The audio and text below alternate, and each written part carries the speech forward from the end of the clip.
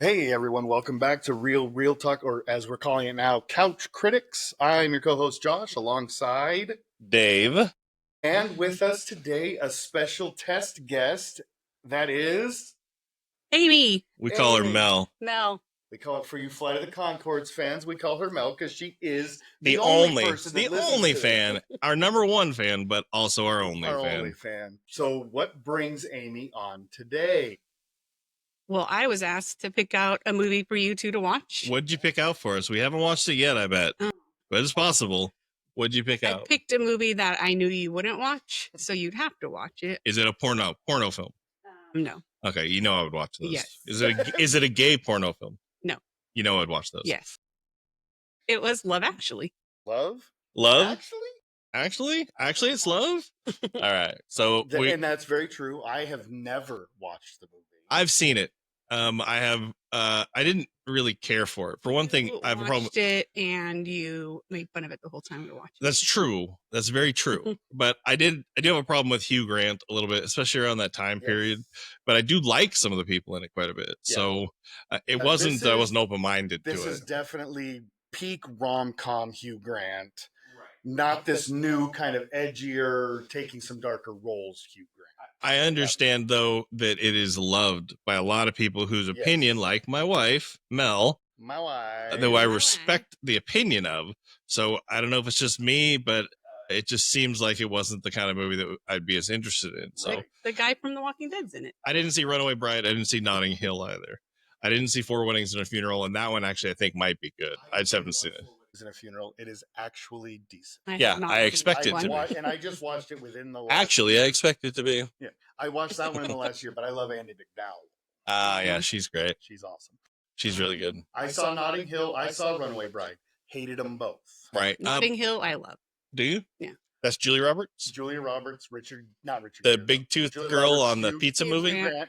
But she runs a bookstore? Yeah, it's the one where I'm just a girl standing in front of a boy. She's the toothy girl at the pizza place, right? Yes. Mystic Pizza. Nice one. Right. And then the lips and flatliners. So I guess that's our assignment. We're going to have to watch that, and we'll check that out, and then we'll actually do a show. Actually. I'm curious how bowling was. Yes, talk to us about bowling. I was on the team with the two bosses, and I was actually tied with two of them, so I kind of started losing a little bit on purpose. You were intentionally throwing the game because your bosses would expect that of you? Yes, because I am a woman, and they sounds chauvinistic to me. Yeah. Male-dominated field. I was randomly doing well, and then I stopped paying attention, so I did not. Is this all just an excuse for not being very good at it? Yes. Okay, so I thought. Wii bowling, great.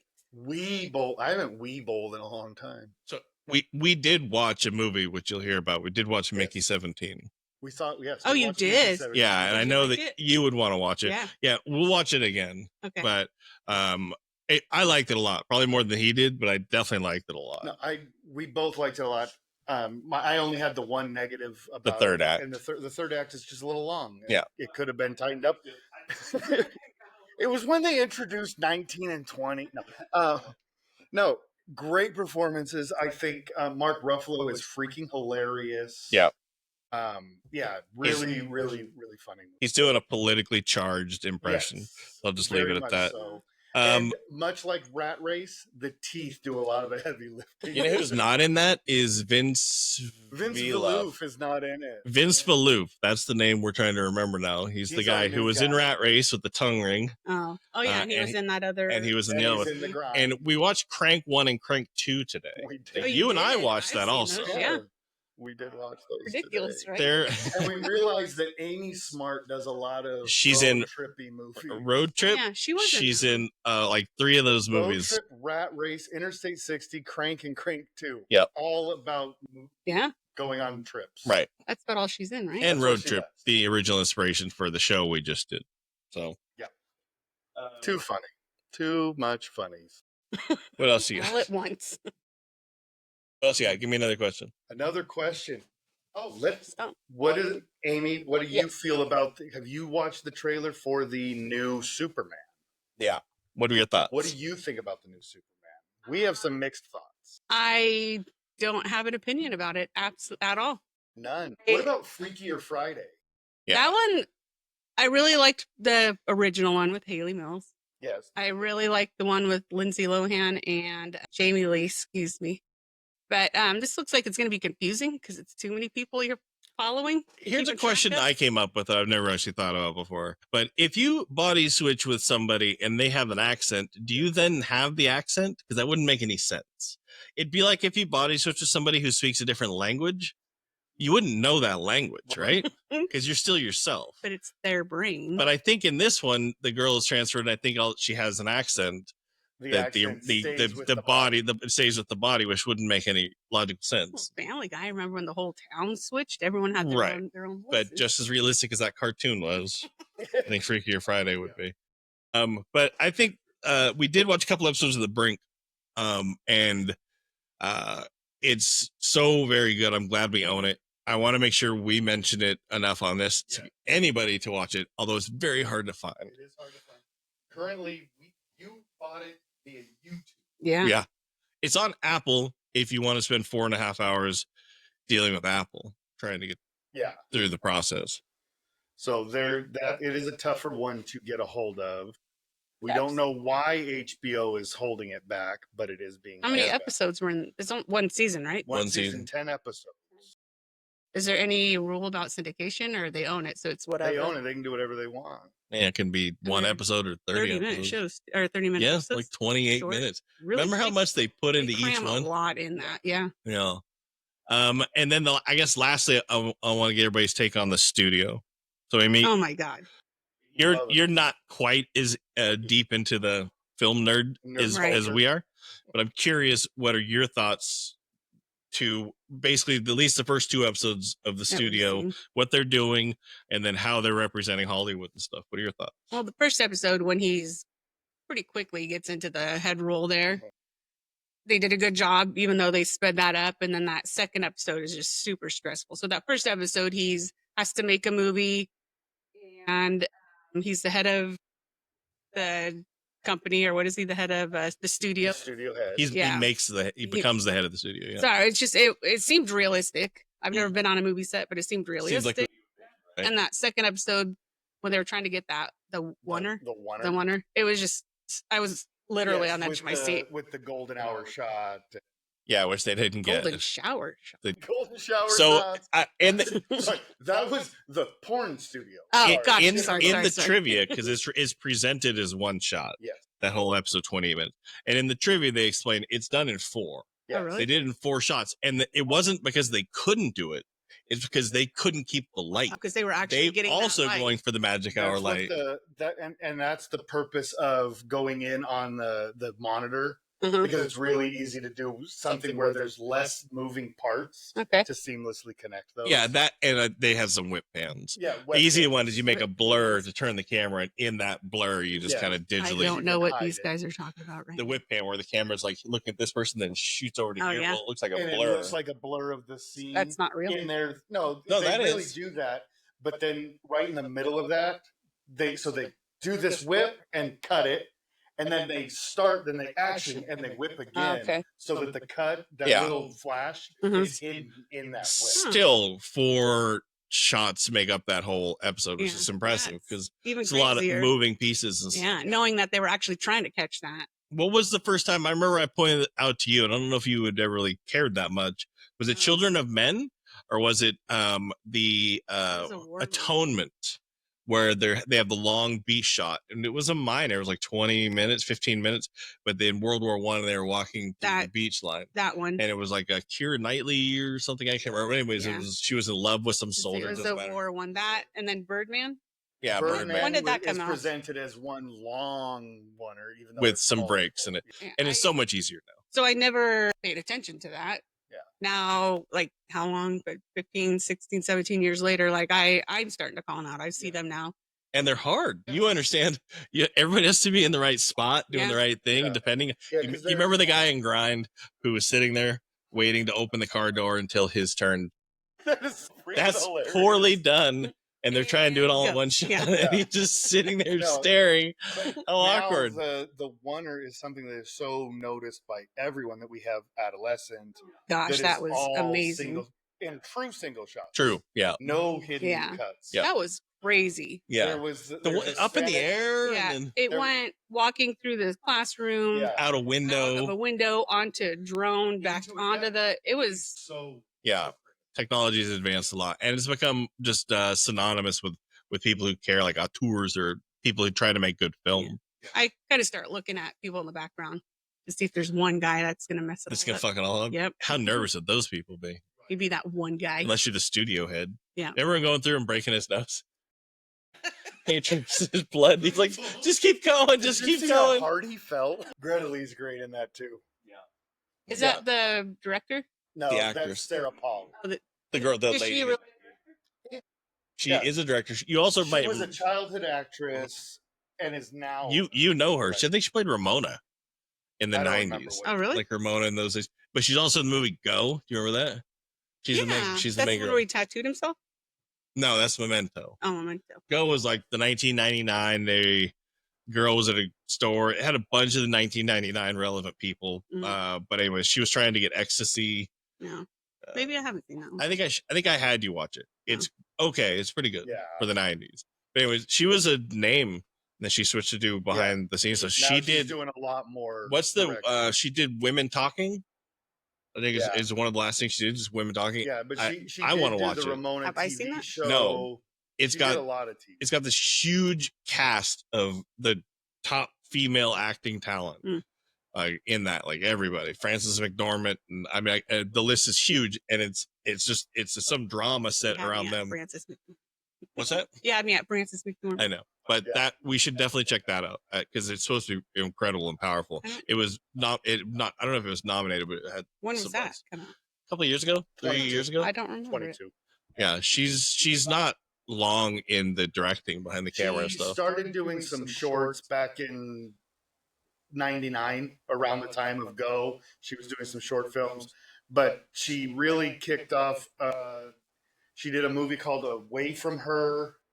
Take This Waltz, which was nominated for a bunch of Independent Spirit type awards, Stories We Tell, and now Women Talking. But she has moved more behind the camera, less in front of. Women Talking is Rooney Mara, Claire Foy, Jessica Buckley, Frances McDormand, Judy Ivey, and the rest, and the rest. I guess a big cast of people. Talking aisle. But it's her passion project, so it's good for her. Yeah, very much so. So. Well, I think we got to watch that movie. You can help us find it.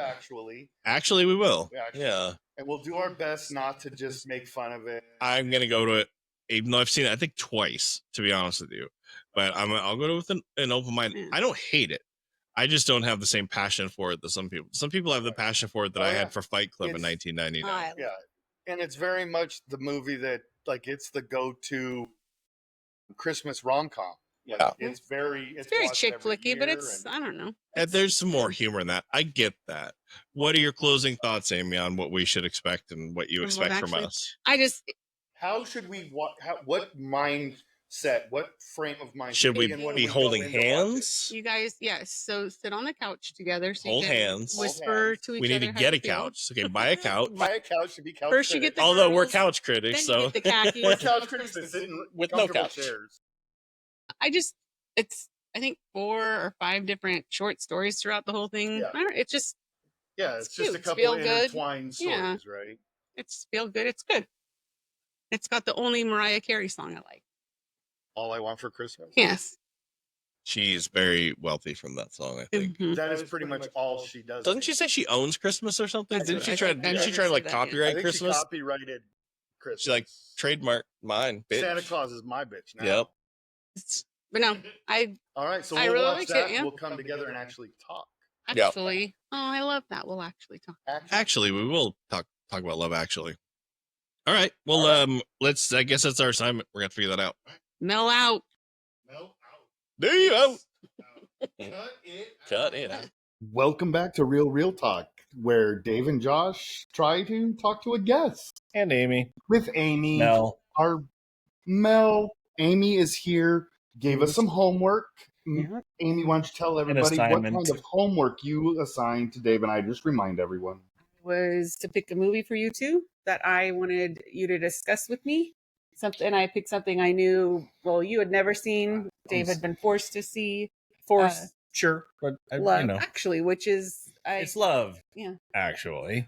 I love that movie. It's feel good, chick flicky. A lot of people like it. You're not alone in that. And you guys hugely popular. You guys did a good job being quiet while we were watching it. Well, you complain all the time that the first time I watched it with you,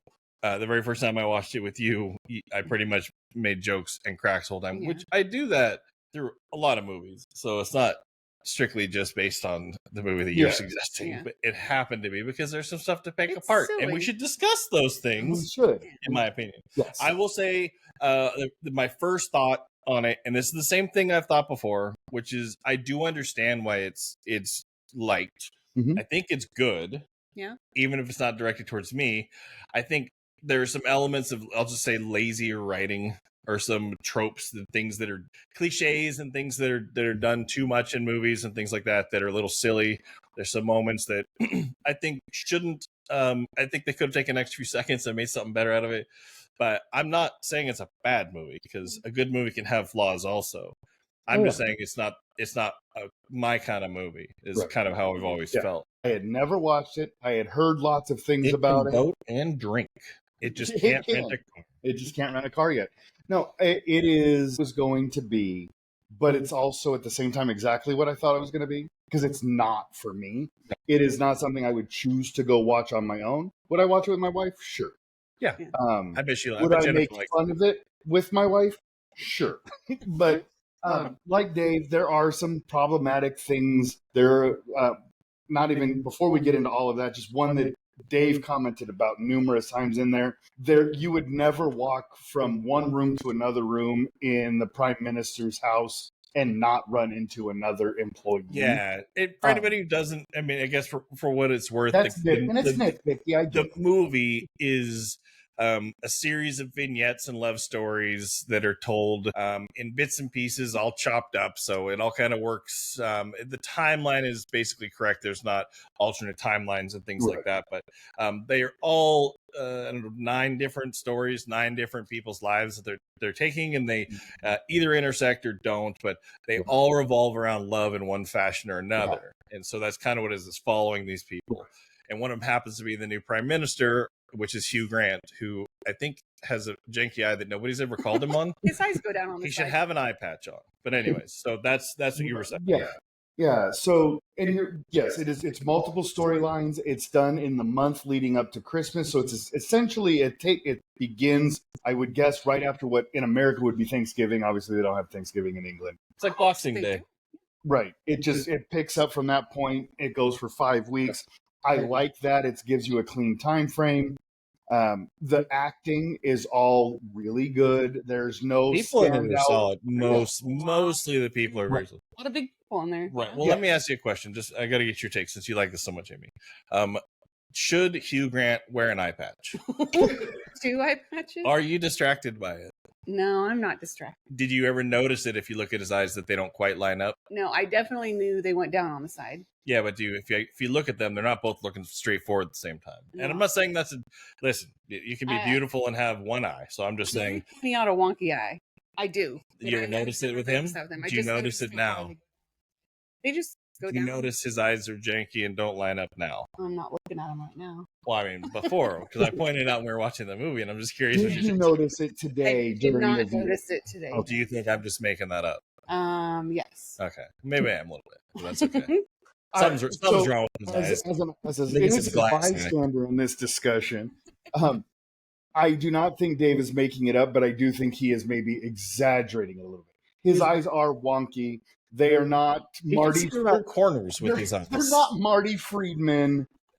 It's pretty close. It's pretty close to the guy from Young Frankenstein who played. He doesn't have.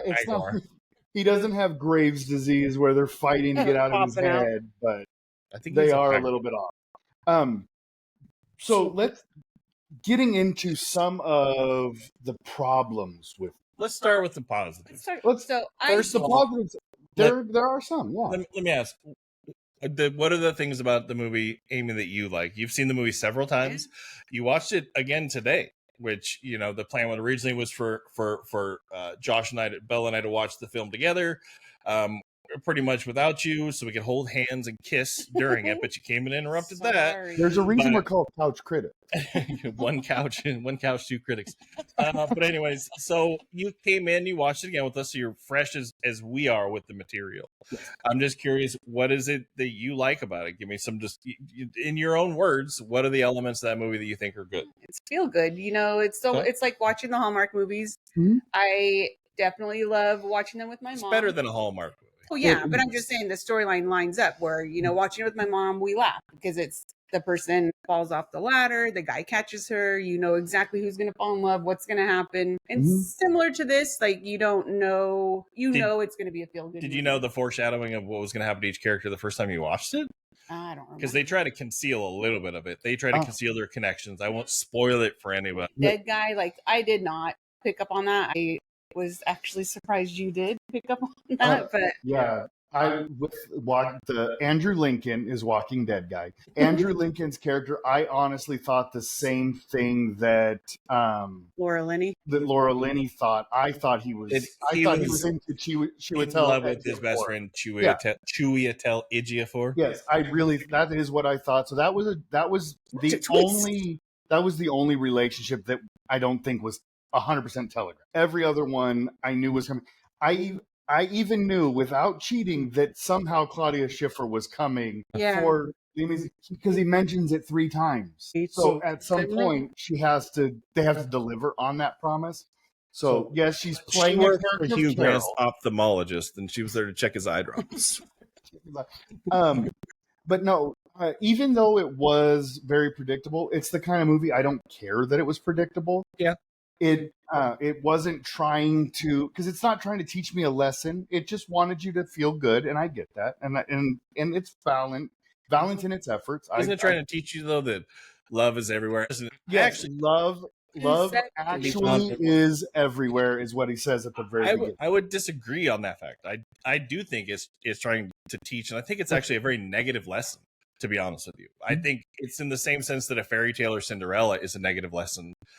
Some of the flaws with the movie, and I have some great points I can bring up. Let me just say some of the good points. The first notes, because I was trying to take some notes. One of the first notes was they were really good with not doing expositional dialogue, not basically having a person go up into their first scene in the movie and say like, "Hi, I'm Billy. I'm here. I live up the street by myself with no wife and no kids." They didn't do that, and I thought that was great. And then till about halfway through the opening for everybody, and they started doing it by saying like, "Oh, I'm just a prime minister's sister," and I'm like, "Okay, well now I know their relationship." And so I couldn't have deciphered that, but it's okay. It was pretty good to have, I don't know, 32, 34 characters interacting with each other. And each one didn't necessarily need some ridiculous stuffed in there line of dialogue to understand who they were, where they're coming from. So they did a decent job giving us one-dimensional, to be fair, but some characters that are based on that. But really quick, one very problematic thing I have is 2 things. In modern times, most of this is people who are hitting on, attracted to, trying to date, or talking about their coworkers behind their back and having feelings for them, especially when there's a position of power. I think that's a terrible lesson to teach people, that if you're the prime minister and you like your assistant, have her fired so you don't like her anymore. That's one. The other one too, where it is, think of his name, but the one of the boss, Harry and Mia. Yes, thank you. That one did come across icky the way it should have. So Harry and Mia, so I have a note on that. So there is a real name, because I was paying less attention to that. I don't know who Mia is in real life, but Harry is Alan Rickman. Yeah, that's Alan Rickman and his secretary, I'm assuming. Yeah. Who was somehow absolutely infatuated with him. Yes. Why? Again, a little less one-dimensional character. If they'd given her some backstory, if we knew she was scheming to get power, scheming to get money, or if she just liked dudes who talk like Alan Rickman, like that would give me something. But they didn't. She just, for some reason, is way into Alan Rickman. With that, they're a positive and a negative. The positive is this time it was not the man in power abusing his power to get with her. So that's okay. However, it was a scheming person trying to do, and it's so it comes across a little predatory. I think she is very much the aggressor. And let me ask you, this, and I'm sorry to dominate so much of this, but in that situation, do you think a boss at an office would watch that and feel justified in thinking, listen, obviously this is the lesson I'm learning, but that girl who works in my office, like, I think she's hitting on me. She's pretty much all over me, and she might not be, but he's learning the lesson that's acceptable behavior in general, right? Because there's still so he's now feeling like he's Alan Rickman, who we established in the movie is let's call him the victim. It's not the victim, but he's the one who's being pursued, and she's pursuing him, and he either fails or doesn't or whatever. Right. But some predatorial person in power could see that and think that not only is that okay, but that other people might be using the same methods to attract him and confusing the situation for some people.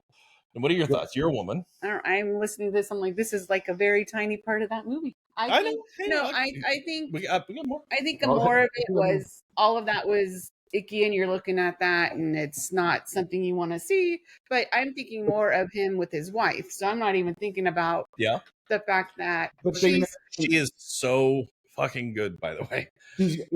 Emma Thompson is amazing. Amazing. In a movie filled with such great performers and actors, so she put the best performance out, I think. I just didn't feel like there was any resolution between Alan and Emma. Emma calls him out on it, but we never see which way he goes. All of a sudden, he's coming back from a trip, and it's kiss my daughter. I don't think they even tell us. You could definitely tell there was some strain. So you could it was not resolved. Amy, you've seen it. I think I think they're definitely, in my mind, because they're going to work through it, and it's never going to be the same. Like, it takes time, and I think that's where they're at. Like, clearly they want to. They might even be showing that, like, love is incomplete. Like, you never finish love, that kind of a thing, and so it's just part of love. Actually, is not complete. There just continues the struggle or the good things. And then, so we got the Harry and the Mia dynamic, and you mentioned that's a small part of the movie. But when you compound that with Colin, the geeky kid, going to use my accent to go hit on chicks in America, because they're all going to fall for it. You know and they do. I'm a chick in America, and I'm a sucker for an accent. So he's saying that. I'm like, yeah. And then that was a dream sequence, by the way. He shows up in the United States, I guess. He says, "I would take me to a bar," finds chicks. And then he immediately finds like 3 of the most gorgeous women who'd take him back and whatever. So this movie was made in England, right? So it was. Okay. This is their view on it. So this is what they think of us. Yeah.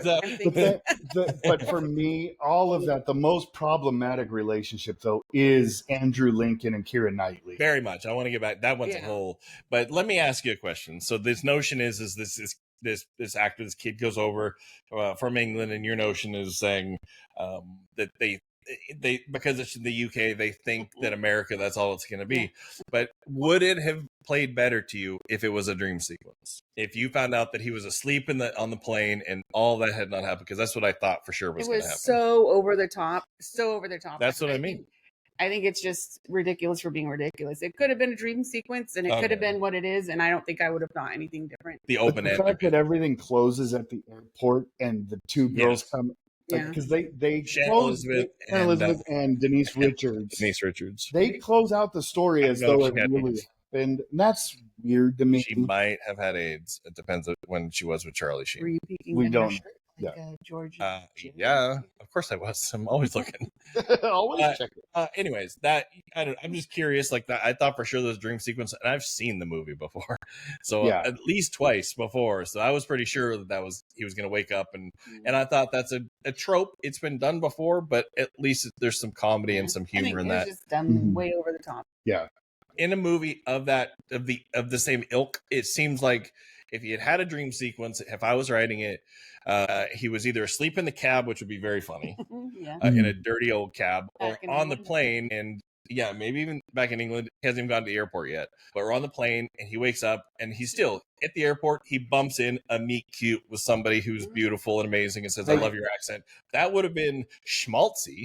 But it would have kept the same standard, and it would have been. I really feel like he's just inconsequential to the movie, and the whole thing should have been cut. I think it's just one joke. He's the comedy kind of. I get that, and it's just one more. They were like, we need 9 different stories. Like, one give more me another story. Like, well, my we need cousin. 8? No, 9. Yeah. So yeah, that I just it's largely unnecessary. Can I ask? But it's I was gonna say, why was Billy Bob Thornton a cameo for no other reason than he's from Texas and he does a George W. He is presidential. Yeah. Casually hitting on the yes. And the first thing that, by the way, that he says, again, if your basis for being shot in the UK and how they see Americans, pretty much the very first line of dialogue he has with Hugh Grant is, "You're a pussy," and he sees a girl and he goes, "Look at the girl, look at that chick, look at the." Did he say stacks? Like the stems? I think he says the stems on that, like, and is talking about like he's a sleaze. So is that really their opinion, or I don't see W as a sleazy guy. No, now, if it was Clinton, honestly, and I love him. It probably could have been, and likely she would have been like, "All right, play your sax on." So, and when we were watching it, when that scene happened, you asked when the movie was made. It turns out it was made in 2003, so it was made during George Bush's first year as president, which means it was. But that also means that it was written when Bill Clinton was president. You think so? There's no way he wrote it, filmed it, and edited and released it all inside of Bush's first year. Because Bush was elected in 2002, became president in 2003. Was it 2000? Am I off by a year? Okay, so maybe it was written before. Yeah, it probably was, and it's just an amalgam of all. But I think so. I really do think that it's the amalgam. It's the Billy Bob Thornton. Billy Bob Thornton because somebody is friends with him. Okay, I don't have any idea. Cameo's a cameo, but if they spent less money on that and poster board, and it was a free trip. It was for Billy. It's a free trip to England. Assuming they didn't shoot that on a soundstage in LA. And he got to work with. I mean, who knows if he worked with other people, but or if he was just in the studio. He seems like he wouldn't like to hang out with Hugh Grant a lot, so I don't imagine they're. Yeah, I don't know. Bill Knightley, or like, there's a lot of people. Maybe him and Bill Nighy are good buddies. Maybe. Who knows? They didn't share a scene together. No, I'm just curious. That was one of my notes. So, for me, speaking of Bill Nighy, he was a highlight of the movie for me. Yeah, I liked him. I liked that he's the Iggy Pop, the punk rocker grandpa. He's the moral lesson. Yes, he's the most for everybody else moral lesson. Yeah, he's insane, ridiculous. There were, of all the stories, the two that from the very first time I watched it, I found the most entertaining. One is the Martin Freeman. They're the porno, Martin Freeman, the softcore porn thing is freaking hilarious. There's a lot of great nudity, and it's insanely funny. So it's nice to see bare breasts and some comedy, all that stuff. And I like Martin Freeman. This would have been right around the time he had finished The Office. He did Hitchhiker's Guide around the same time. So like, he had some things going on. Pick that. Yeah. The way that whole section is framed, the way they're doing all that it's just so casual. They're having these completely inane conversations that have nothing to do with anything. That it's just totally asexual. It's really funny the way the conversation is at odds with what they're doing on the screen. Yeah, it's funny because that is fun. I thought that was very intimate, but they're at work, so when they're talking and they're like really shy with each other, it's cute. That's probably what it's like in real life. She's got her legs up around his face, and he's like, "I don't normally talk to girls. I'm really very shy." Yeah, you're pretending to do. It's the comedy of those two things. Are the juxtaposition. And he's just that awkward guy and everything he does. Oh, I don't know. He doesn't play that in The Office, but it's okay. I do agree. You're right. And I think those are some of the funnier moments. Everything else, there's very little given about that story. Yeah, like that was almost like they had one joke in the script, like, "Oh, what if we had porn stand-ins?" Well, then it connected the director to the. Did it? I don't know. It was the two ancillary stories, the ones that didn't matter, the throwaway stories. Yeah. The guy going to the UK, and then but again, forget it's the funny stuff. Those things. It was the funniest. It was the most laugh out loud. Yeah, and I like Martin Freeman. Yeah. Outside of that, yes, the Bill Nighy stuff. Yeah. By far, it's of the longer storylines, it's the best one. But his storyline, did it connect at all with anybody else's? No, everyone kind of, because it was on the TV. But that's very loose. But the Bill Nighy one, that his was the only platonic love. Yeah, his love did not have anything to do with anything outside of this guy has literally been with me forever. Yeah. And that's a great kind of love because that's the love. It's the moral lesson. Yeah. It's the moral lesson. So I've seen this movie. Wasn't really. I think you look like Michael McKean. No, but he had Michael McKean's hair. He stole his haircut. If you cover his face, the bottom half of his face. I'm sorry, go ahead. So I was just saying that's what I know him from. So when I finally watched Shaun of the Dead. Oh, okay. And I Sorry, Philip. And I saw the Pirates of the Caribbean. That's what I knew him from is Love Actually. And you wouldn't recognize him from Pirates of the Caribbean because he's got octopus mouth. But he still has that same. You still can tell mannerism. Yeah, he's in a bunch of stuff. He But does have that odd, quirky. Yeah, that makes sense. It would be something you saw not only a lot but early. Yeah, I get that. Shaun of the Dead, he's really good in. But that's a better movie than Love Actually. On the podcast when you guys talk about Shaun of the Dead, they were. We'll have to get to that. They were actually going to do it. They were going to call it Shaun of the Dead, actually, but they changed the script because they both came out around the same time. They did. That's just too much. That's the Bill Nighy stuff. He's an aged rock star. He's gone through heroin, gone through drugs. One other flaw, and I don't know if it's a huge flaw, but everybody in this, there's not an alcoholic in the group. None of them are heroin addicts. I mean, I get sure. He says he's an ex-heroin. Nobody's smoking cigarettes. Nobody's doing drugs. Like they're all 100% people that are sure. I believe all that. But anywho, let's just outside of all the fact that none of them even. I agree. I do feel like at least one of them would be an alcoholic. A couple. The prime minister even not even an alcoholic. The prime minister should have had a drink on the rocks or something that. It should have been a part of the movie. Well, I mean, W came in slamming beers, doing cake stands and stuff, talking about the bitches in that empty place. And what's the place called? Downing Street, 20 Downing Street, whatever it is, where the prime minister lives. But the place is fully empty, just one staff member and the prime minister. He really needs better security. That's they ran out of money because they just couldn't afford the $25 a day for. It would have been as cute if he was dancing around and there was staff. Oh my god, the dancing scene! You know what? Let's talk about it. It's silly, but when I watch it with my girlfriends, it's funny and it's cute. Is it funny? It's aged a little bit more now, or definitely I have aged, but it is. I don't know. I thought it was funny. Do you still think it's funny? A little bit because I'm remembering back then. But Hugh Grant plays. What's the song? Hip to be square? What is it? I can't remember what better song. Some 80s song. I'll take it there. That's all I remember. But anyways, Hugh Grant as the prime minister turns the song on, which somehow plays throughout the entire house. Like it's got a full house surround system. It might. And he all of a sudden is dancing in himself in the mirror. Dancing, like fully dancing, not like wiggling his hips or something. That's how it starts. And then he's dancing down the stairs as if he's Fred Astaire, dances through the whole place, and then runs into the only other staff member who he hasn't fired or actually works there. And is embarrassed, which I can't imagine that would ever happen anyways. Stumbling thing. I get it. Yeah, he gets to do his fumbling through his words and stuff. But those moments are so to me, they play, and they always have, they play so terrible. Like I'm so against that kind of a scene in this kind of a movie that could be higher standard, better, that it takes me out of it. It takes me out of the whole movie, and I start picking the rest of it apart. It breaks from reality. In that one moment, I remember the first time I watched it, I remember thinking, this movie's stupid. And then the rest of the movie, I'm thinking all of the other flaws that it had. But anyways, that's just so if it's self-indulgent or if I think it's a studio exec saying, why don't we get Hugh Grant to do a dance sequence at that time, right? So they're trying to get more. He was huge. Did he have a dance sequence, or were there other actors of his caliber who had any kind of a dance sequence in a movie around the time? Because that's the studio note to me. It seemed forced.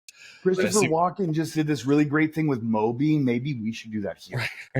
He actually has talent. But anyways, so to me, I think it's detrimental to my opinion of the movie, more so than just that scene.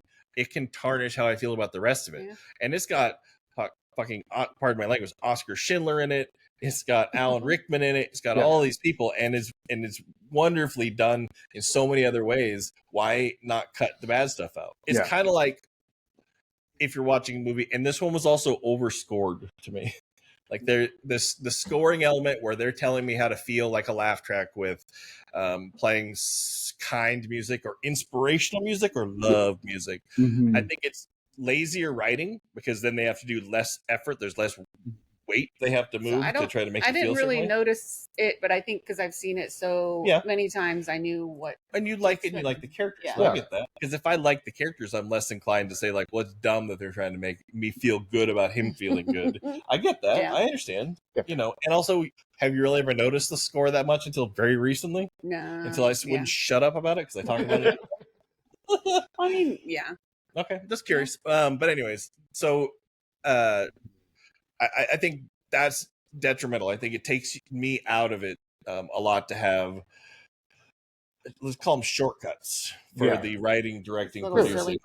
And I think that dance sequence set a tone. It's too early in the film. Maybe if it was later, but if I watch a movie and I don't know, it's very Hugh Granny. It is very. Does he dance in anything else? He dance in I don't know that he does. But let's go watch all those movies and come back. Ready? All right, we'll be back. She's like, your assignment is 15 more Hugh Grant movies. Yeah, I'm gonna. I'd be like, all right, quit this show. So the only other real note that I have, and they don't do it a lot, but there are two standout lines of dialogue that are absolutely unnecessary. First, the fat shaming of Natalie. Yeah, I don't understand. So first of all, everybody in this is slender. Everybody in this is in good shape until the very end, and then there's the one chubby girl. But they still make a point of fat shaming the skinnier people and saying how what's her name's thighs are like tree trunks. So Hugh Grant's character, Prime Minister, wants Natalie reassigned somewhere else so he doesn't have to see her. And he doesn't say it. The lady he talks to says, "Oh, the fat one? She's got big thighs." So you guys understand this movie. He was catching feelings for her, so I think that's why. I know why he was having her, but why did the lady have to say, "Oh, the fat one"? Not only that, I'm sorry, what were you saying? Yeah, I mean, so just the notion is, I think that girl also made a point to tell him that they thought she was too fat. Yeah. She told Hugh Grant's character that she says so-and-so said I was too fat. Now, the thing is, I don't know why he didn't say, you should try dancing. It's a great argument now. And then she said, who are you looking at? Don't rise. You're talking to me? Yeah. But the most inappropriate line is what the dad says about his heavyset daughter when Miss Dunkin' Donuts 2003. Yeah. At the very end, the Colin Firth character goes to Portugal. Somehow Colin Firth, which is another one of the stories, is probably the least interesting and the most predictable, and also the what? He has a person who works for him. Again, that's not an appropriate relationship in a power dynamic like that. He has a person who works for him who he somehow falls in love with, even though they don't speak the same language at all. Now, that means they're interested in what? Sex or feelings or just the chemistry between them? You're saying if you just looked into my eyes right now and we didn't speak, you wouldn't like me? But I already like you. Oh. If I just met you for the first time, I'd be looking at your chest. I'd be saying, well, let's see what she's got, because I'm going solely off of physical appearance. That is a lot of the relationships. They're all based on like romanticized things. There's no depth to these. I think they're all flawed. I think it's Cinderella stuff. I think it gives women a fake sense of romance. And so then a husband comes home from whatever and says like, hey, I got you something. And they're like, well, like in their mind, they're comparing unrealistic expectations of what romance or love can be. Does that make sense? Yeah. Oh, yeah. Like 100%. Love to me is the Bill Nighy story. That's the only actual love in the whole thing. The rest of it is just people who are you see that built. That's infatuation everywhere else is what it is. They're the only ones who actually seem to have genuine love. My opinion. Now I have a question. Do you think so? There is somewhere a deleted scene that involved a lesbian couple. And as we know, there is no homosexuality, no LGBTQ characters in the movie. Do you think that it was that scene was taken out? Is there a deleted scene of? That's what the trivia says. Which couple? It says there was a deleted scene of a lesbian couple, or there was like either another entity that was another thing. Oh my! So I'm wondering do you think that was removed because it's 2003 and it's not quite fully acceptable yet? No, if you remember the young boy when his stepdad it was very natural. He's like, do you like her or him? And it was not forced. It didn't feel like. And then the kid said, "Yuck! Of course it's a girl. Gays are gays and gross." I remember he spit on the ground, and then Schindler said, "Thank God the Nazis didn't finish the job." I thought that was a really hard line. That relationship is really sweet. It's really cute, but he speaks a little more adult. He speaks really adult to a character who was a 9-year-old man in a tiny little body, because that kid's face. That kid was 13 playing like a 9-year-old in that movie. Somehow who speaks like Ann Landers. And somehow learned to play all-star level rock star drums in less than 4 weeks. We will get to the time warp that everybody went through. Practiced all day. What do you think was going to happen? The movie starts. I think it says 2 weeks or 3 weeks. It starts with 5 weeks to Christmas. 5 weeks to Christmas. And then it kind of slowly works its way closer and closer to Christmas, giving us updates throughout. So at the 5-week mark, are all these storylines active? You know this movie, Amy. Like, are all these storylines active, or are some of them at week 4 weeks out? Like, are we seeing the wedding? That was at 5 weeks, right? Yeah. That's the first scene they opened with. And then Liam Neeson's wife's funeral is that also 5 weeks? Okay, all of this is happening at the same time. So what about Colin Firth going to France? He was going to the wedding and he came back. From the wedding and found his brother with his wife. Okay. He was his relationship was ended. Got it. No, it's okay. So then that's also 5 weeks, a little short of somewhere in there, because he didn't leave that very second, and all of a sudden he's in another country, right? He walked out of the wedding, found his wife banging his brother, and then immediately found another person to fall in love with within 2 weeks. Like that. What do you think? Well, he called up and said, "Hey, I need you to hire me the hottest maid in all of Portugal to come take care of me." And make sure she can learn perfect or decent English in a week and a half. Because I'm going to learn decent Portuguese in a week and a half.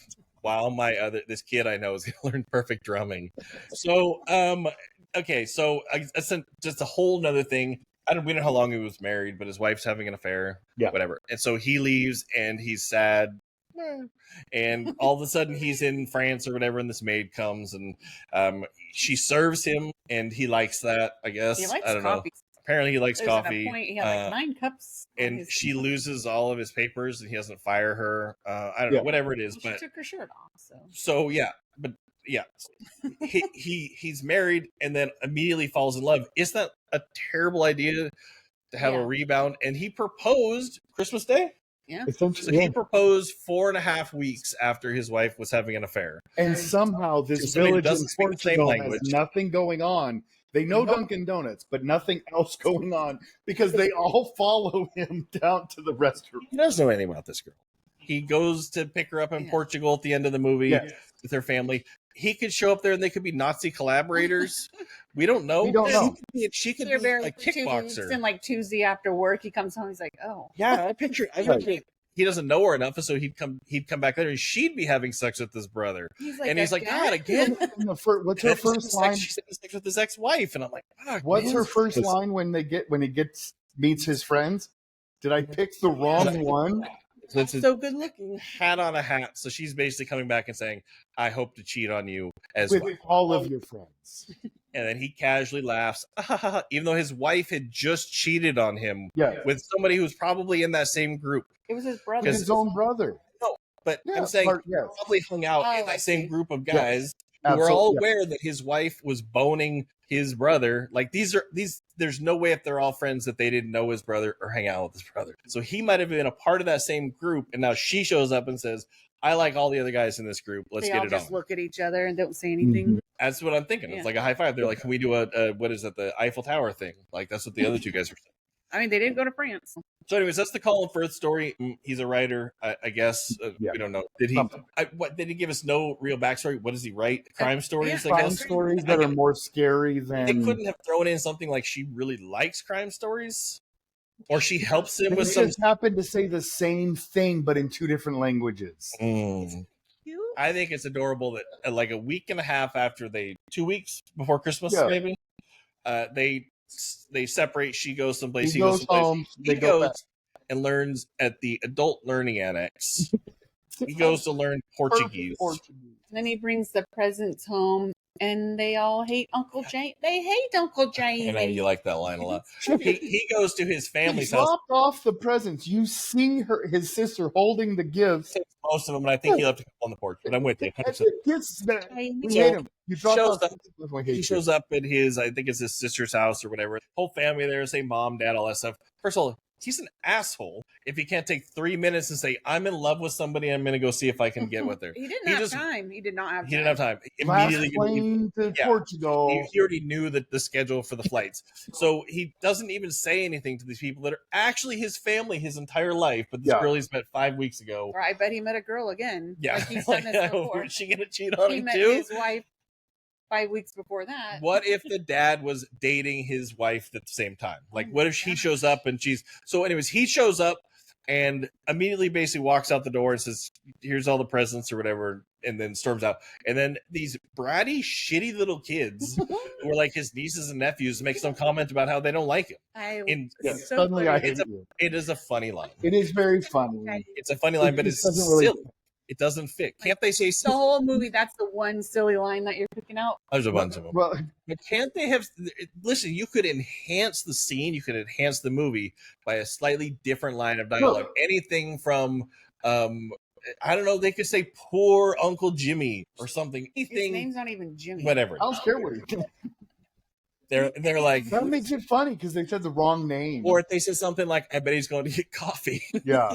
Just like that guy needs coffee. So anyways, I don't know. Just so along with that, though, like the Prime Minister Hugh Grant, he has enough information to know that she lives on this street. He's the freaking Prime Minister. How did he not know which door was Natalie's? I don't know if they had Google then.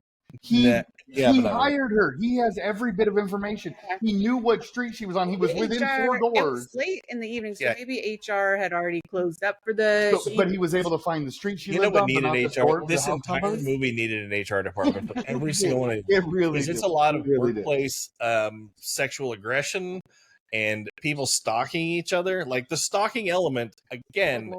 Bad lessons. And sure, that's one, but bad lessons to teach people that it's that thing. If you like the girl, you go stand outside of her house and play music. Well, maybe she doesn't want that.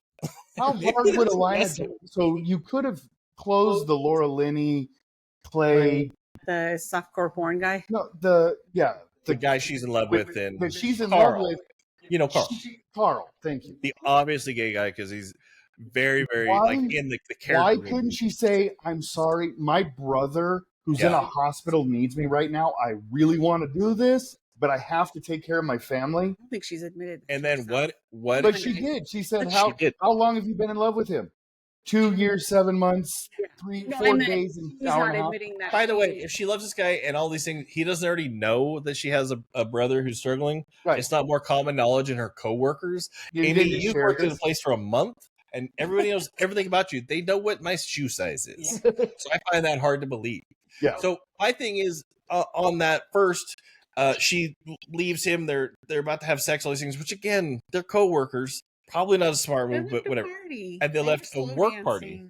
Mm-hmm. A work party, right? Yeah. That was already having some issues and stuff in it. But she leaves there to go with this other person.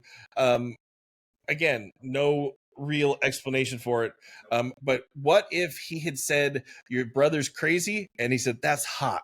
Her way of turning him on. I will say I thought it was really cute how they kiss in the doorway and she says, "Hold on a second." She goes around the corner and does her little It's a very Bridget Jones.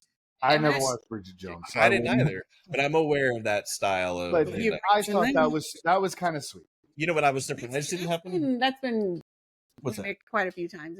I'm surprised they didn't have the thing where there's a mirror that he can see. Oh my God. And then she goes, "I'm so embarrassed," and then he's like, "It's okay." Yeah, I really wish that he counted to 10 really fast, so he came upstairs and saw her bra laying on the perfectly made bed.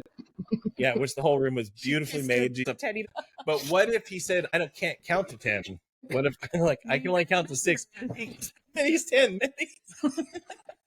He did hire him for his pretty face, not for his count. My first section, this one.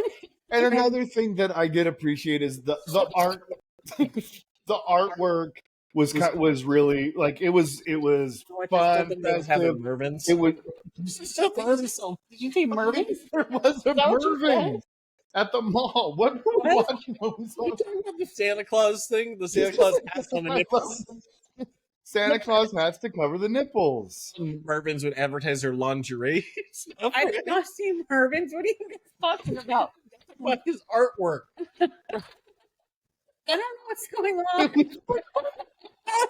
It was the artwork at the gallery opening. Lincoln's artwork. Let's jump right to Andrew Lincoln. So Andrew Lincoln's artwork, is it his artwork? He's working at an art studio, right? Yeah. Yes. And basically the first thing is he's standing in front of a gigantic picture of a topless woman. It was Behind him is a topless woman with Christmas with Santa hats on her nips. Giant black and white photo from the chest to her waist up, and then silly cartoon like Santa hats covering the nipples as pasties. Basically, there's other art pieces where there's 4 naked men turned around, their butts are exposed, and they're all wearing color Santa hats. All the pictures in black and white.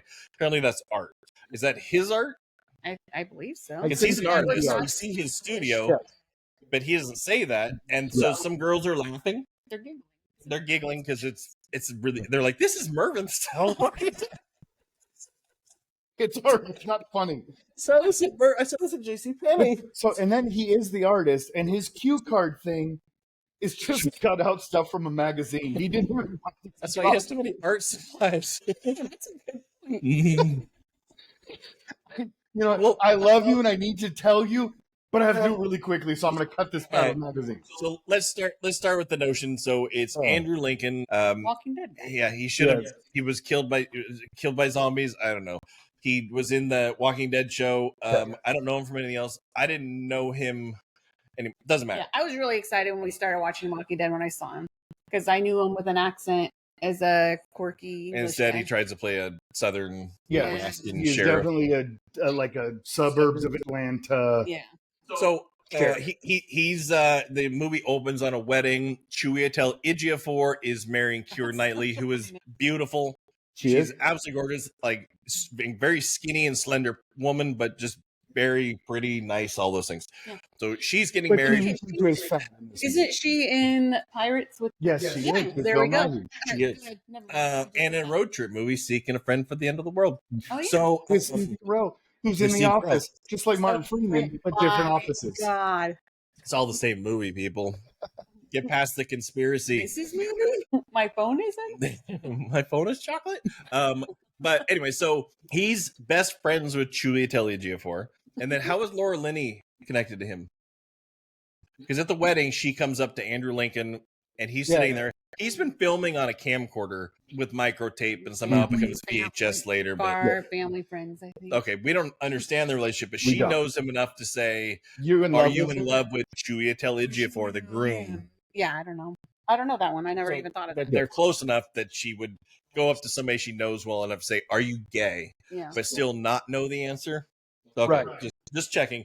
So she asks if he's in, and so we're led in this whole movie. I think the misdirection point is that he might be gay and in love with the groom at the wedding at the beginning of the movie, and that goes on for quite a while. He seems kind of angry. He'll stand offish towards best friend's married. Obviously, we all think as the audience he's in love with his best friend Chiwetel Ejiofor because it's a fun name to say. It's like chewing gum but different. So. Anyways, and then later in the movie, we find out that Keira Knightley comes to him and says, "I know you don't like me," which means he's been a dick to her for a long time. Yeah. Okay, you think it's the negging? Maybe. So anyway, she comes to him and says, "I know you don't like me, but I'm in love with your best friend, Chiwetel Ejiofor." I'm in love with him, and I just want footage where I look good at the wedding. I want us to be friends. So that's what she's telling him. Yeah. So again, he's been a dick to her, obviously, because she can tell she's reading the room, which is fine, even though this is his best friend and his best friend's wife. Mm-hmm. So they don't hang out enough. She hasn't nothing. There's no drunken moment where he grabbed her hand or nobody is okay. Alcoholic. All that's no fine. alcoholics. So she comes over and says the wedding video was all messed up, and I know you were recording on your tiny little camcorder with micro SD tape, the small tapes, the digital tapes, but do you have a giant VHS tape? So anyways, she asked for the tape of what he had been filming, and he resisted. Oh no, I don't know where it is. I think I threw it away, which is being insulting to her. By the way, that's an insulting answer. If she says, best friend's way. Like, you should at least get. well, even still, she says, Steven do you have Steven Stills? She says, where's that footage you recorded at my wedding? And his first response is, I don't know. I think I wiped it. Yeah. Which is saying it's garbage to me. And again, to have wiped it, probably not a VHS tape. Either way, it literally wiped the top of it. Right. And so she sees somehow in plain view, like 2 feet away from her, something that says, this is the wedding video for nobody else to see but me. And she goes, is this it? And it's a giant VHS tape. I think it was actually Congo, but it doesn't matter. So Sorry, Laura Linney. Not only is he trying to keep this private, doesn't want to tell her for whatever reason, but he labeled it, right? Yeah. He fully labeled It it. says Chiwetel and Kira wedding. Yeah, this is all those things. And so she goes, oh, great. Well, let's see how it came out. And then he's still okay with it. He doesn't like slap her in the face, like, get the fuck out or anything like that, or call her chubby, go have Dunkin' Donuts or whatever. Nothing like that. She puts the tape in and she sees a beautiful scene of her walking down the aisle, a full shot that he took of her in a dress. It's head to toe. She's like, oh my God, that's perfect. I finally have a picture in my dress. Bingo. Yeah. And then the next scene, it cuts immediately to another shot of her face. And then another shot of her face, another shot of her face, another shot of her face. Oh, he really likes her face. So he spent a bunch of time editing this thing. Where's the other footage? Which I still say, where's the raw footage? If anything, just give the bitch that, right? Fuck. You probably have 10 hours at least, maybe 2 hours. Just give her the whole thing, and you keep the little jerk off tape that you have of her head. Oh my God. That's, I'm sure, what it was for. That's what it should have been titled Spank Bank Footage. That's 100%. Or private, don't look at this. This is the stuff I look at when I touch myself. So she sees it, and all of a sudden, bing, it dawns on her that this guy who she thinks hates her doesn't hate her. He's in love with her, right? In love with her. In love with her. It's she's married to this guy's best friend. But they have no relationship, her and this guy, because he's apparently been big enough of a dick that she's asking him to be her friend. She's like, be my friend, right? Like me. So before we get too long ragging on this movie, let's talk about if you were to rate I got one more thing to say. And this one matters a lot because this is one of my main points. And I'm sorry for the long-winded version of this whole thing, but Andrew Lincoln and Keira Knightley, them, they're horrible people. They are the worst people in this whole thing. Alan Rickman almost cheats on his wife, and he's nowhere near as bad as these people. They're sneaky, awful. Yeah. And so the two things about it: one, she stays with Chiwetel Ejiofor, right? Yes, they stay together. I didn't listen. Who? Chiwetel Ejiofor. Oh, okay. So they stay together. We know that because of the end of the movie, which means then either she's told him that your best friend is in love with me, and there's a whole poster board scene that he apparently was oblivious to, or whatever. But she tells him, and he's cool with his best friend, literally going to his wife and saying, "I want to marry you. I'm in love with you. Suck on that." Or they're hiding it, and now she and his best friend have a secret for the rest of time, and a secret love of each other because she seemed like she did like it when she smiled. Even if she didn't, no big deal. There's just a secret from her brand new husband. Keira Knightley doesn't just shut the door in his face and go back. She runs after him to kiss him in the street. While her husband, her husband is inside watching TV. Yeah. And probably thinking about nothing but her. If you flip that and it was a girl and a guy, it would have been viewed totally different. Yeah, he'd be a sleazeball. Yeah. Yes. That's the Alan Rickman story is a much tamer, simpler version of somebody going after Alan a Rickman is just he's this older guy who is just flattered that somebody has a crush on him. And it's also there's a very minimal amount of love there and knowledge. The wife doesn't even know who this person is. By the way, she doesn't know his assistant.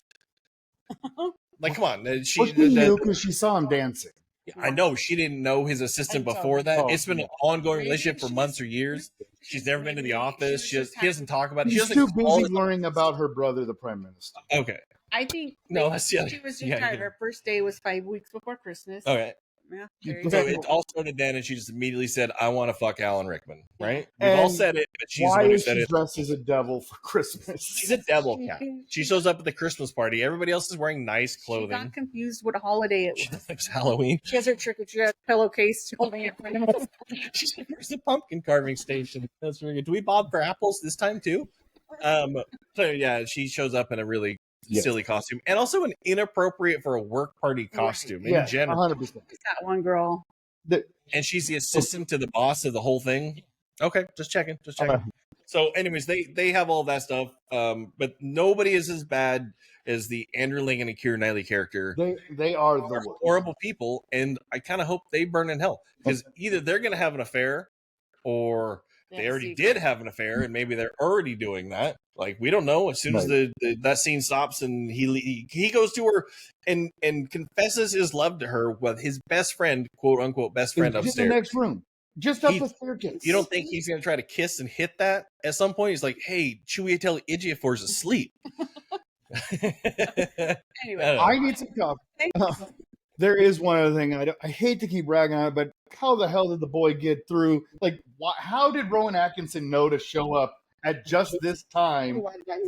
I do. I love Rowan Atkinson. I love Rowan Atkinson. I just don't understand how he just magically. I sold this guy some necklace for his possible affair, and now I'm here. So this boy can get through 2 years after 9/11. There's a scene Rowan Atkinson shows up, and it's a cute scene. And the youngest kid, who is a absolute drumming prodigy, like he's Ringo Starr level in like a week and a half. He's Whiplash. I said J.K. Simmons will show up next and invite him to his school. But he shows up at the airport, and guess what? It's 2003. He can't get through security without a boarding pass, but he's running after the love of his life. A 12-year-old girl who he's never really even talked to, doesn't think she knows his name. So again, bad criteria to establish the kids follow and stalk somebody who doesn't even know you. He didn't. He break the law and chase them. He went to her and he goes, "I didn't think you knew my name." Right? Right.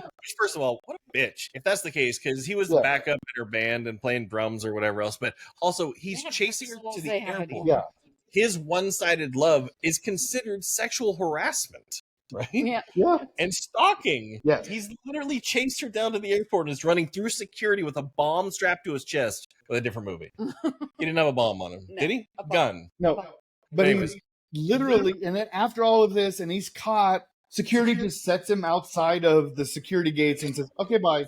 If it was Chiwetel Ejiofor or his kid, shot. Little Chiwetel Ejiofor, Junior. Junior, it probably would not have gone the same. It wouldn't have. You know, 2003. So, anyways, he goes to chase him. Rowan Atkinson helps him sneak past security because apparently the TSA at Heathrow was absolutely terrible. Just off. Apparently, they're really bad at their job unless they're stopping a little kid. Yeah, Little magic for love. Little a magic. cliched run to the airport. Yeah. Yes. Which is the best in 10 Things I Hate About You. No, what was the Not Another Teen movie? No. And he misses his slow clap. Yeah. Molly Ringwald pops up in She that, does. right? She's the gate agent. She hadn't been in anything for a long time. It's been a while. Yeah. Why can't this be as good as the Molly Ringwald movie? That was way happier. He's never seen Pretty in Pink. I think I saw it when I was young. There's a pink Carnegie in it. Yeah, I am a pink Carnegie. You're about the size of one. You know what's pink on me. I think I have seen Pretty in Pink. All right. So real quick, before we wrap up, out of 10, what do you rate the movie? I mean, it's chick flicky with my girlfriends. I'd give it an 8 or a 9. Right? 8 or 9 across the board. Would you recommend it to everybody? No, definitely not. I think it's a 5. It's maybe a 6, and it's good. It's not bad. It's got really good performances. It's all those things. It's not made for me. I think there's some lazy elements to it. Right. But overall, I think I would recommend it to some people. That would probably. If you are married, or if you are if you're in a relationship and you need a date night, and it's Christmas time, go ahead, watch this movie. It's great for a date night as a guy. If you're a girl, go out with your girlfriends, watch this movie. For me, I'm in the same boat. I gave it a 5.5 when it was over. It's better than a lot of movies, but it's never going to hit the mark for me. I think there were just shortcuts they could have avoided that would have made this thing If better. they took Now, one storyline out, maybe. yeah, or maybe two that didn't matter. But if you had one positive thing to Yeah, say, Andrew Lincoln just man up and say, "Hey, Chiwetel Ejiofor, I'm sorry." taints the whole movie. It By does. the way, Andrew Lincoln to Chiwetel Ejiofor, that taints the whole movie. How gross that felt, and creepy that felt. But I bet it was sweet. How much did you think it was sweet? I'm asking Amy really here because you're the woman in this room. Yeah. Do you think it's a sweet when thing? I was younger, yeah, I did. in What do you think about it 2003 you thought Now it I'm was? looking at it like, yeah. That's not okay. No, not at all. I do think that the payoff would have been better if he was attracted to Chiwetel. Yeah, I agree. That Yeah. would have been a better if because that was in the original script. because that you'd be like, relationship "Ooh, Kay's dynamic, yucky." that unrequited love that's a better payoff. Right.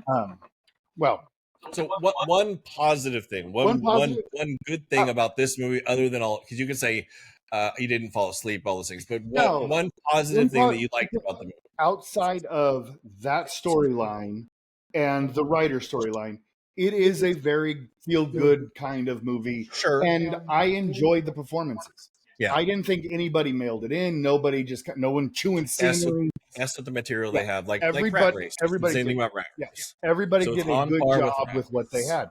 And I really liked especially the performance of the Natalie girl, the Hugh Grant's love interest in the movie. I thought she was really good. I wish I'd seen her in more stuff. Inappropriate, but okay. Was she a Spice Girl? Well, the problem I had was her legs were so thick. Just It she was had thick tree thighs. super big tree trunks. What about you? I suppose it had quite a few things I think that were redeeming. I think same deal. The performances are very good, pretty much across the board. Not everybody, but I think all of that stuff is. I think the concept of it was a little above them what they were trying to do. But I think ultimately, if the goal was to make people think that love can solve anything, which I think is the whole point, Yes. and love matters more than it, because I think it You opens. get it. You get it. It opens with them saying nobody called somebody they hate on 9/11 when the planes are going down. And that whole idea is that love is really the only thing that matters. But the thing is, if that's the case, then why did they have some shitty characters in this movie? Right. Like, love does not matter, or else Keira Knightley did not love Chiwetel Ejiofor. But all that being said, and outside of about half the cast being terrible people in my mind, I love anything with Oscar Schindler in it. The kid was weird, but I think their dynamic, I actually did enjoy. Was super sweet. He's a stepdad. It was super sweet. I think the mom died early on. There was at the funeral, she had wanted Bay City Rollers to play. Yeah. And it was a seemingly very appropriate song, inappropriate song, in that setting, but he understood the joke. He had a little smirk on his face, and then was really focused on the kid looking for help, all those things. I thought that relationship, that was good. I think bad advice, like, hey, go stalk this girl who doesn't know anything about you, doesn't want you, right? Beyonce's kid, but whatever. But anyway, supportive Carey's kid. Yeah. I think that in anybody who's lost anybody, I think that I'd like that element of it probably as much as anything. A bunch of performances with that one. Martin Freeman's character is great, and of course the nudity. Amy, what do you like? That was a lot in one little sentence. That was not a little sentence at all. One, I've seen it. That was a lot in one nice big long run on. That was a winner. I'll stop. No, I won't. So what it just feels good. I've seen it so many times that there's those one little lines that make me laugh. And I have different girlfriends I'll watch it with that we'll have that one line, we'll just say it randomly just to bring the whole movie back. What's your favorite octopus line? What was that? So they're all traveling. The Prime Minister, Hugh Grant, and Natalie, which again, his security detail sucks because they don't seem to be concerned with his security.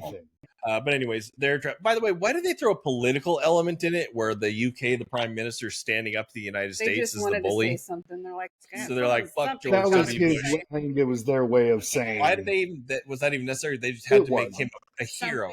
They had to make the whole country like him as a Prime Minister. Anyway, back to the octopus. So anyway, so they're driving to the not to spoil everything, but the grade school play where all these things are basically all the storylines are supposed to somewhat interject or intersect. And they're riding in the back of the car, and her nephew is in a octopus costume, right? tentacles hanging all over, and he's sitting in between them in the backseat of the car, and the two of them are having a conversation about their feelings. And then they're at the school. So he just announces, "I'm here," or "We're here." But he does, like, I think he almost suddenly, as they're in the middle of having this deep conversation, says "we're here" and kind of like abruptly stops everything, all the feeling in the car. Right? He is a cute guy in an octopus costume, as we all know. Octopus because octopus and lobster were big at the nativity. Big Christmas. Big part of the It's a funny. Spider-Man, don't it forget. and Spider-Man makes an appearance. That was funny. I like the runner of the things in the Christmas play that are for no other reason. Yeah, they need to add that extra kid in. So what else you? I like that I got to watch it with you, and you couldn't really say Thank anything. you for sharing it with us. Thank you for sharing us to watch it. But if there was one element about this for movie, not picking Little Nicky. Yeah. I was gonna say thank you for not picking Bill and Ted's, because that's a whole different subject and conversation. But I thought you might go that direction because the commercial was on. Doesn't matter. Forget I said anything, but I would have a lot harder time not picking that one apart. Everything about this movie it just feels good. It's cute, it's funny, it's predictable. You know what you're gonna get. It's elevated Hallmark. Yeah, definitely. What's your favorite with actors? What's your favorite storyline? That's a hard one to say. What a couple. I think Andrew Lincoln, Keira Knightley for sure. I think it's the Prime Minister, because it's Hugh Grant. Okay. Like Hugh Grant? It's Hugh Granty, yeah. It's very Hugh Granty. With the eye patch and everything. Do you always His think eyes are like a lobster? That's what it is. He should have been the lobster in the plate, or the octopus. That's why there's lobsters, because they had to honor the Prime Minister. So the Hugh Grant dancing sequence enhanced you like the movie. Yeah, it's cute. Do you think if you had you said you feel differently about the Chiwetel Ejiofor and Keira Knightley and Andrew Lincoln situation, that you see it differently than you used to? But you used to think it was a cute thing. Did you think Andrew Lincoln, who comes to steal his best friend's wife, that was a good guy? And just in love. I think he just needed following to his heart. He just needed to tell her how he felt. I think that Andrew Lincoln's character thinks he's doing the right thing, because he says in the next year I'll be dating one of these women. But first I have to tell you. He's basically going and saying, and after she kisses him, he's like, "You're stuck with this in your head now, fucker." That's what he said. He says, "You deal with this burden." Their little tiny bow that they tied on that after she ran out and kissed someone after she just got married, she kissed somebody else. He's all, "That's it. He's all, leave it," or something like that. Meaning, what about when she touched his penis? I thought that was in the middle of the street. By the way, this is like Crank 2, right in the middle of the racetrack, in the middle of everything. So, anyways, let me ask you a question. Your friends, I'm sure a lot of people like the movie. Yeah. Do you think they would all feel the same way as they're older and married and stuff about that situation, or do you think they would still think it's romantic? Or someone have a secret? No, definitely. I don't think they're looking at it like, this movie's ridiculous, because it's all silly. And which one of your hot friends would be okay with it? What is the list? And what's her phone number? We have any poster? You could go run down to Mervin's and get pictures of Santa hats on nipples. Oh my gosh. Right. And with that, this is our longest episode ever. Thank you so much for sharing that. Normally right here, if this was a real episode, we would take a quick break and come back and close out our business, but I don't feel like writing that today. I just stop it here, close out. We'll do just a traditional whatever. We can